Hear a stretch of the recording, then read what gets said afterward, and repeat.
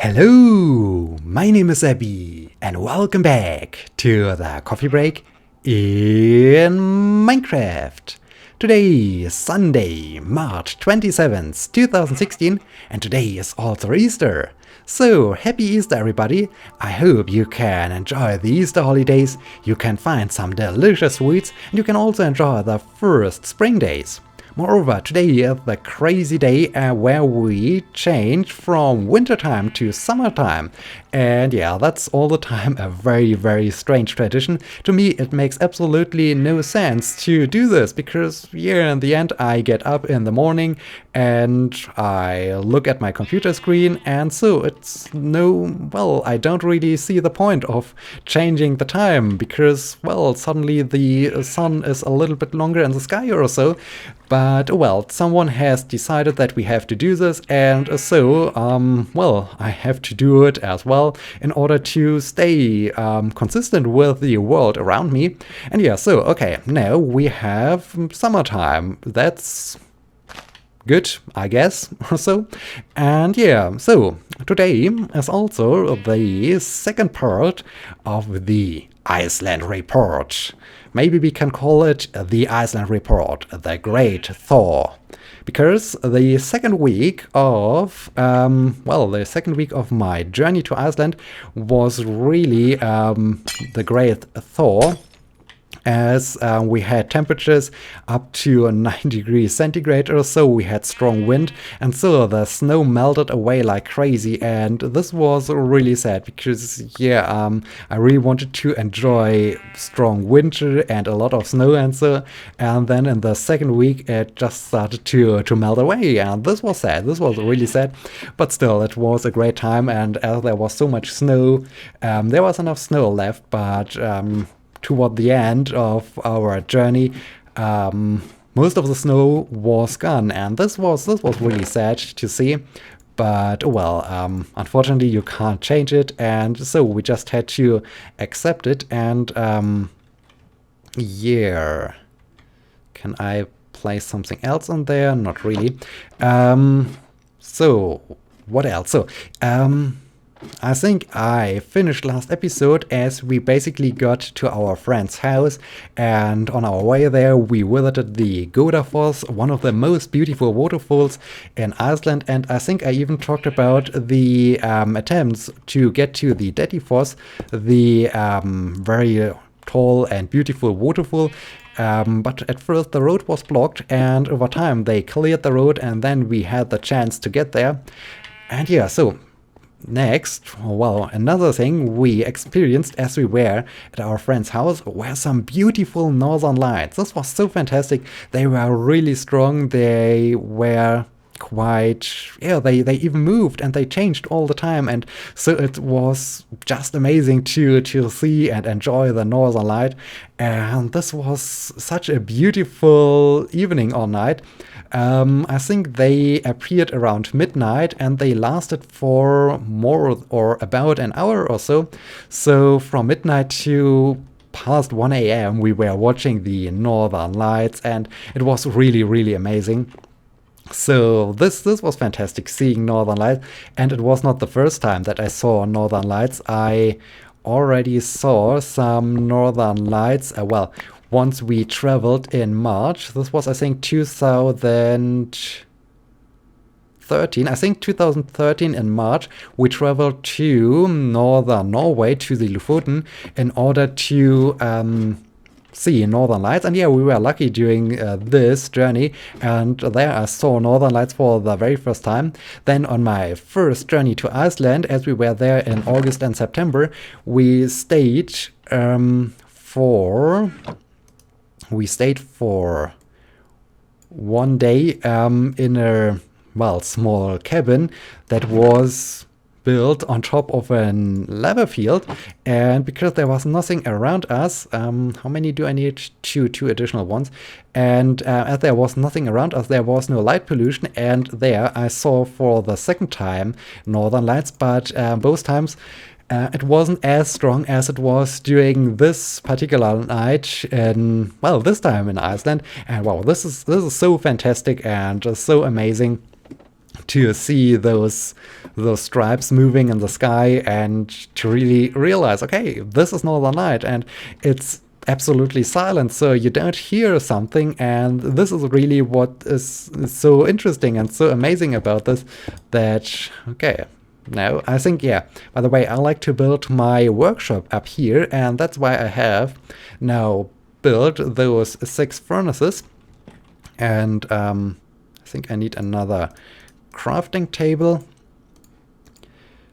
I like to put it down there. And by the way, crafting table, that's a door.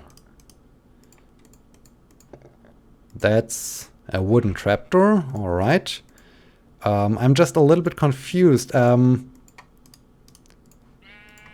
because there's now this shield thing, and I have no idea how to build a shield, or how I can construct a shield. No? I don't know. I think I have to look it up how to build a shield, because I have no idea how to construct a shield, but that's alright. Oh, soon my armor will break, so I think soon. How many resources do I have left? Okay, do I need something else? Maybe an anvil would be interesting, but okay, I'm not quite sure. Maybe I will do some mining today. Maybe I will descend into my mine and just dig a little bit around to maybe get some resources. And while I'm doing this, I can maybe talk a little bit more about the Iceland journey, and I can store some of these things in my storage room I have gathered here, so I can take with me the bones. Yeah, the seeds I like to keep. I like to take with me this, and the smooth stone can stay here. Can something else? Yeah, the dirt can remain here. Anything else? The glowstone I don't need. Glass. Okay, I have plenty of glass. This is also good. Some leather buckets. Very nice. Yeah. Do I really want to go mining? I'm not quite sure, but I like to store some of those resources in my storage room, and yeah, think about what I can do next with my mountain home, because yeah, I really need now to come up with some good ideas how I can decorate the mountain home, how I can add some neat details to it to make it look a little bit more awesome, and yeah, just to make it look a little bit better, because I think I have now reached the point that I'm happy with all the rooms I have excavated and I have built, but now I really need to add some functionality to it, and maybe I like to make this entrance a little bit more beautiful, so I have to think about this. And while I'm riding around, I think I can just continue talking about Iceland, of course. And so yeah, Northern Lights are really fantastic, and while it's so silent and you see those cloud-like things move in the sky, and so it's fantastic. It's really amazing. And speaking of other natural phenomenon, we also had stormy weather, and it was really storm at some point, and this is something I haven't experienced in this strength, I think, for the very first time in Iceland. Because yeah, sometimes you really had to put some effort into walking, and you had to lean into the wind because the wind was so strong. And I think sometimes, or at some point, we had wind speeds up to, I think, around 77, 80, no, 80 kilometers per hour or so. So this is then, I don't know, what was this, 27 meters per second or so? I'm not quite sure. I'm more used to the kilometers per hour measurement and not into the meters per second measurement, so I'm not quite sure, but I think it could be around 27 meters per second or so. So it was really strong wind, and yeah, it was even considered a storm. And this is crazy when you really can lean into the wind and you feel the power and the strength of the wind on your body. And so I really enjoyed that. This was fantastic. This was really a great thing. And well, the house of our friend is well, more or less a wooden cabin. And so, as we had this strong storm, the whole cabin was shaking, and this was really, really crazy when you were sitting, or when you you feel that the cabin was vibrating, and you felt it with your feet, you felt it when you were sitting, and everything was shaking. And this was really an interesting experience. And as I'm living in, more or less a concrete block or so, because my house is basically just completely out of concrete or so. The only thing that was sometimes affected by the wind are my windows, but I never really experienced that something was shaking because of the wind. And this was really, really interesting to suddenly feel, okay, the whole house is now shaking. And this was really an interesting experience. And strong wind was also interesting, as we hiked to the top of a crater of a volcano, and this was also interesting. I already was on top of volcano craters several times during the other Iceland journeys, so it's all the time interesting when you stand on the crater rim and you can look down and you see, okay, there's a hole, but obviously you don't see magma and you don't see lava, or you didn't see anything. It's, there's just rock, but still you can see, okay, this has really the form of a volcano, and that's cool. That's really cool. And yes, we hiked up to the top of this one particular volcano. During the hiking trip itself, there was no wind because we were in the shadow of that volcano or of that mountain, and so everything was fine. But as we reached the top, suddenly the strong wind hit us, and it was really hard to move there and to stand, and you really felt the power of the wind, and that's all the time very, very cool. And oh dear, I have a bad feeling about this. Okay, where are you? Where are you, Mr. Creeper? Okay, down there. And this was cool, but looking down from this volcano was amazing, because it was an amazing vantage point, and so this was cool. This was really cool. And okay, I'm a little bit distracted by this guy. Okay. And what else? Strong wind on top of the volcano.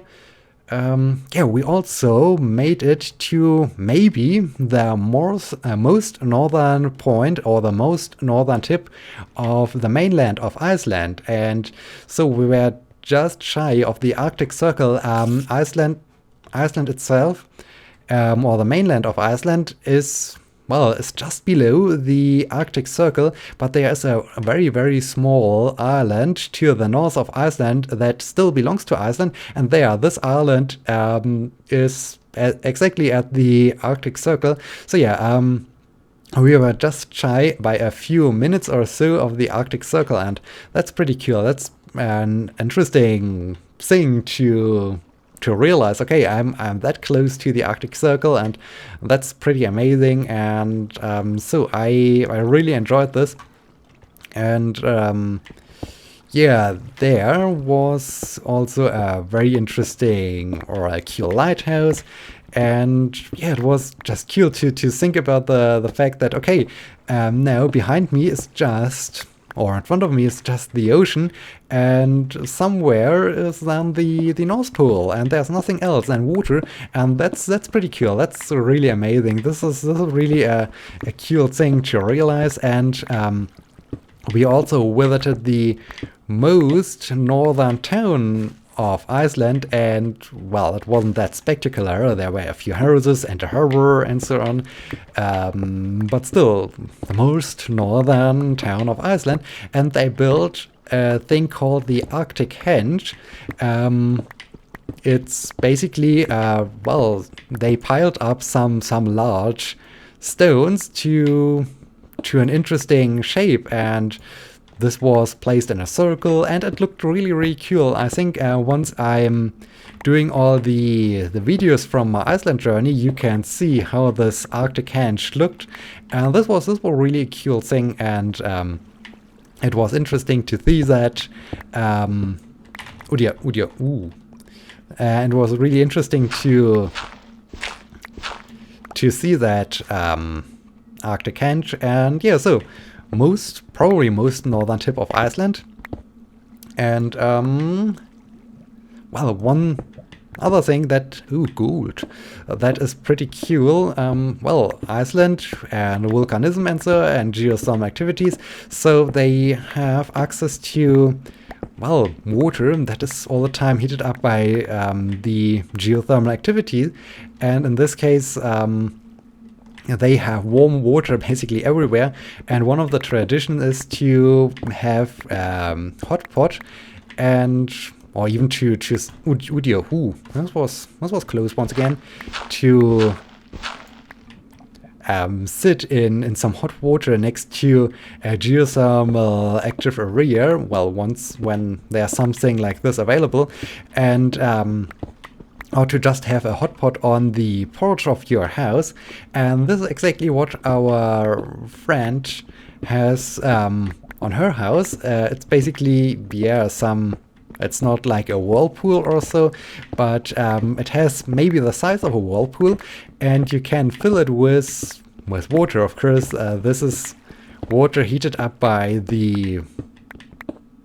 by our own Earth, and so you can sit outdoors, you can look into the evening sky, or well, whenever you're out there, you can enjoy the nature, and you sit in warm water, and that's a pretty cool outdoor activity when you sit outdoors in warm water and you can look around, and that's pretty cool. That's really amazing, and so it was cool to use that hot pot, especially in the winter, as there was still some snow on the porch, and yeah, you were sitting outdoors in hot water, and this is cool. This is really a cool thing to experience and to enjoy the nature, and yeah, it's completely warm, and well, even strong wind or so. Well, the only problem of strong wind is that, of course, the wind also affects the water, and so if you're sitting in the wrong place, then you get all the time some tiny waves in your face.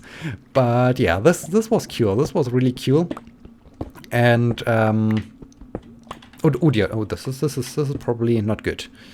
Okay, there is some lava. Maybe I like to place some glass there, but I don't have glass here in my inventory. Time, it's noon. Okay, maybe I should return to my mountain home now, so I can eat something, store maybe a few things in my storage room, and then return to the mountain home to finish off that episode. So hot pot in the winter was cool, and yeah, after 7 days at our friend's house and visiting the Daddy Forest, Goda Forest, the Lake Myrvatn, and climbing on top of an old volcano, seeing the most northern city, and visiting Husavik, which is famous for whale watching and so on.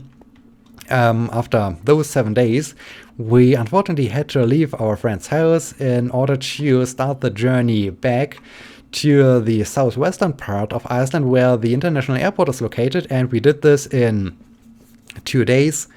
And yeah, so the first day was, of course, well, half of the first day was filled with cleaning the house and making sure that that everything is in good shape when we leave. And then we left the house and started the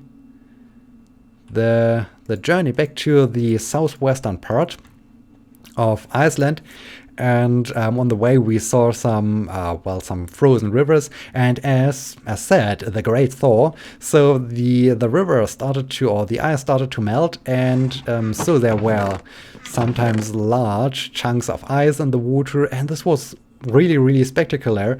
And it was nice to see those still frozen rivers, and it was really fantastic to see all and to experience all of this. And during the second day, we made a short stop in Reykjavik, the capital of Iceland. Well, as I prefer, or as we all prefer, to be out in the nature and not to be in towns or so, we just did a short stop there. During my first trip to Iceland, we stayed for 2 days in Reykjavik, but it wasn't that interesting because, yeah, I'm more into nature and not into houses and buildings and so on. But for a couple of hours, it was quite interesting to visit Reykjavik, to see the famous church again. And one thing that is also very cool, the Icelandic people are dressing very well. So they are very stylish. They just look great, and this is really a thing I really enjoy, because, well, over here in Germany, well, it's not so interesting and so impressive to walk around and to see other people. But over there in Reykjavik, they were all the time, well, all of them were so stylish and so well dressed, and this was really amazing. This is really a thing I enjoyed, and so it's really cool and it's really amazing. And yeah, what else? Reykjavik was interesting, but yeah, one additional thing. I think I talked about this during my first rambling about the Iceland journey. That on one day, this was the day as we visited the most northern town of Iceland, we drove for more than 150 or 160 kilometers. This was about 2 hours long ride, and during that time we only encountered 16 other cars and I think 2 cyclists or so. And yeah, that's crazy. I mean, 150 kilometers and only 16 other cars, and this should give you an idea how alone you are in Iceland and how much, yeah, you're completely on your own. And then we got to Reykjavik, and suddenly so many tourists, suddenly so many other people, and this was really a strong contrast to all the days we had before. And well, this was an interesting experience. This was an interesting experience indeed. And well, then there is, okay, I am out of coal apparently. Okay, that's interesting. Well, there would be some coal. I think I can grab this coal to smelt the gold. Okay, wow, here's quite a lot of coal. That's good. Yeah, one thing that was a little bit annoying, as we were in Reykjavik, there were also other German tourists, and I'm not quite happy with the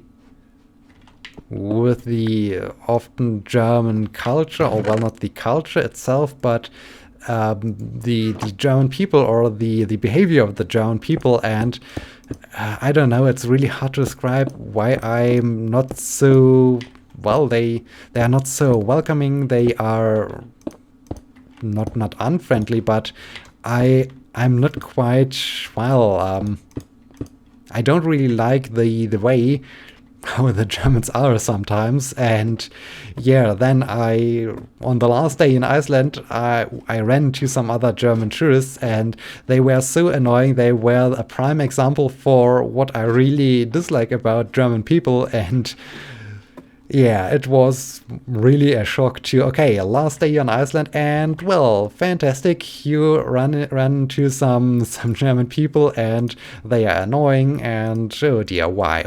And so I tried to not speak German, and if someone would have asked me something or so, I would have tried, or I would have just answered in English, of course. Well, you have to answer in English most of the time, because that the language more or less everyone speak there. And so but yeah, I would have tried to hide that I'm coming from Germany, because that was really bad and really annoying.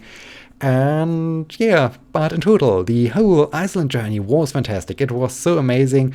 As I said, geothermal activities, geysers, a storm, northern lights, ice, snow, driving on ice, driving in snow, climbing on top of a volcano, storm,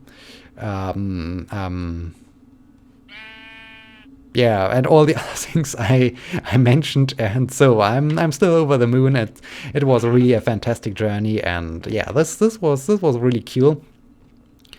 And yeah, I think this wraps now.